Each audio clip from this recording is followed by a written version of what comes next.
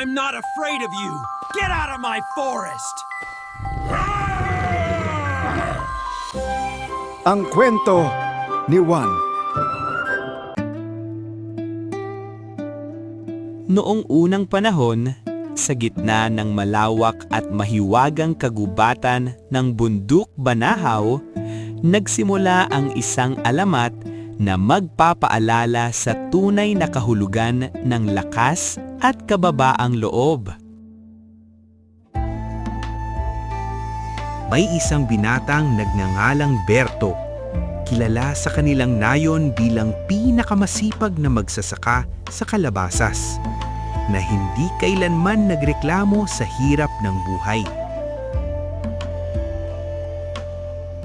Habang ang iba ay mahimbing pa sa pagtulog, si Berto ay abala na sa pag-aalaga ng mga pananim, puno at hayop, na para bang ang kalikasan mismo ang kanyang pamilya.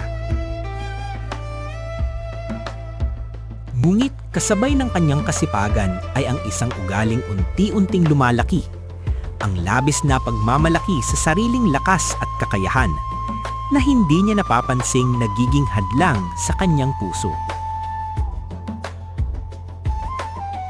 Walang makakatalo sa akin sa bilis at tapang. Madalas niyang isigaw habang nakatayo sa tabi ng ilog. Tila ba hinahamon niya ang buong mundo. Ang kanyang lola na si Lola Basang ay palaging nakangiting nakikinig, sapagkat alam niyang ang karunungan ay dumarating sa tamang panahon, kahit hindi agad ito nauunawaan. Hindi mo kailangang maging pinakamalakas, paalala ng matanda. Ngunit tinawanan lamang ito ni Berto, dahil para sa kanya, tapang ang sukatan ng respeto.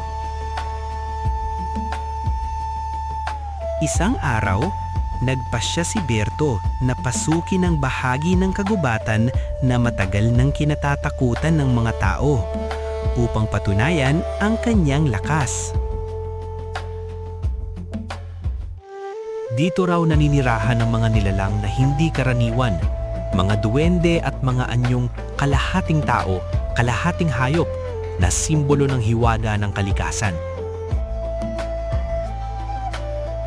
Habang naglalakad siya, may isang kakaibang liwanag ang umakit sa kanyang pansin. Isang sinag na tila nagmumula sa mismong gitna ng kagubatan, na parang may tinatawag sa kanya. Sa ilalim ng malaking puno, humarap sa kanya ang tikbalang. May katawan ng tao, ulo ng kabayo, at mga matang kumikislap na parang bituin. Isang nilalang na hindi gawa-gawa ng imahinasyon. Sa halip na manakot, ngumiti ang tikbalang ng payapa. Tila ba alam na nito ang tunay na ugali ni Berto at ang aral na kailangan niyang matutunan. Sa halip na makinig sa babala, hinamon ni Berto ang tikbalang sa isang karera, dahil ang yabang ay mas malakas kaysa takot.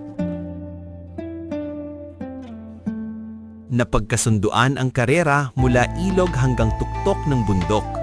Isang pagsubok hindi lamang ng bilis, kundi ng tunay na pagkatao. Sa simula, mabilis si Berto at puno ng sigla. Pakiramdam niya ay kontrolado niya ang bawat hakbang at tiyak ang kanyang panalo. Ngunit ang tikbalang ay tila dumadaloy lamang sa hangin, walang pagod at walang pagmamadali, na parang kabahagi ng kalikasan. Dahil sa labis na kumpiyansa, hindi napansin ni Berto ang mga ugat sa lupa, at siya'y bumagsak sa sakit at kahihiyan. Sa halip na pagtawanan, tinulungan siya ng tikbalang. Ipinapakita na ang tunay na lakas ay may kasamang malasakit, hindi pangmamaliit. Biglang dumilim ang paligid at umalulong ang hangin. Tila ba ang kalikasan mismo ang nagbibigay ng babala laban sa pusong puno ng kayabangan. Sa wakas, lumuhod si Berto at humingi ng tawad. Inamin ang kanyang pagkakamali at inunawa ang sakit na kanyang idinulot. Bilang aral, isinailalim siya sa isang pagsubok. Ginawa siyang kalahating tao at kalahating kabayo upang matutunan ang kahulugan ng pagpapakumbaba. Mag-isa sa gitna ng kagubatan, hinarap ni Berto ang bagong anyo at kapalaran kasama ang bigat ng kanyang mga pagkakamali. Sa paglipas ng mga araw, natutunan niyang tumulong, pagalingin ang mga sugatang hayop at gamitin ang lakas para sa kabutihan. Ginabayan niya ang mga naliligaw na bata palabas ng gubat. Pinapatunayan na ang kabutihan ay mas makapangyarihan kaysa anumang lakas. Muling nagkita si Berto at ang kanyang lola. At nagulat ang kanyang lola bakit gano'n ang nangyari sa kanya. Nakilala siya nito dahil kahit kalahating tao at kalahating hayop. Sa ilalim ng liwanag ng kabilugan ng buwan, unti-unting nawala ang sumpa at muling naging tao si Berto. Mula noon, itinuro niya sa mga bata ang paggalang sa kalikasan, ang kababaang loob at ang tunay na diwa ng lakas.